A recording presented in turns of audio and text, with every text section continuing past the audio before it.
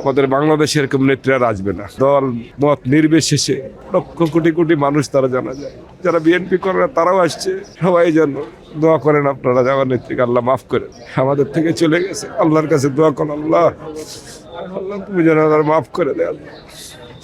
এই কোটি কোটি মানুষের একটা মানুষের দোয়া কি আল্লাহ কবুল করবে না?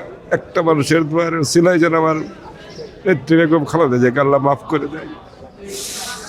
অন্তরস্থল থেকে আল্লাহর কাছে দোয়া করলাম, আল্লাহ আমার নেত্রী মাফ করে দিও তুমি। অনেক মানুষের জীবনে ভুল ভ্রান্তি হয়, আল্লাহ ক্ষমা করে দিও, এই দোয়াই আল্লাহর কাছে করলাম।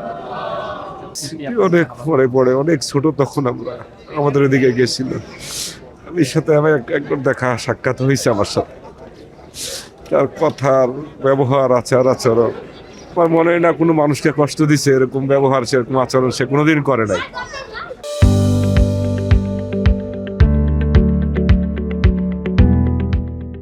এই জন্যই আজকে এই কোটি কোটি মানুষ তার জন্য আসছে, দল মত নির্বিশেষে লক্ষ কোটি কোটি মানুষ তারা জানা যায়, যারা বিএনপি করে না তারাও আসছে।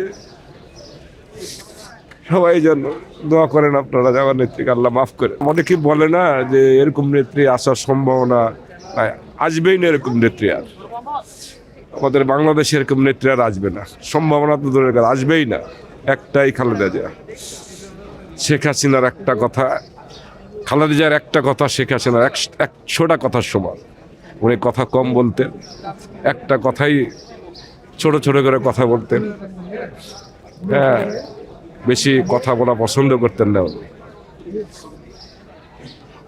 আল্লাহর রাস্তায় সবার কাছে বলি, আল্লাহ সবাই দোয়া করবেন, সবাই যেন খালেদা জিয়াকে মাফ করে দেয়, এই আপনাদের কাছে দেশবাসীর কাছে প্রত্যাশা।